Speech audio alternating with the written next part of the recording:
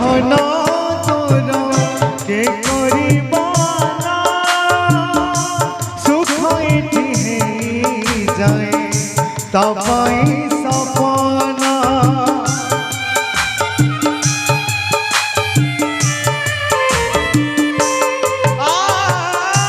कपाल लिखना तोरा के करीबाना सुख एठी है जाए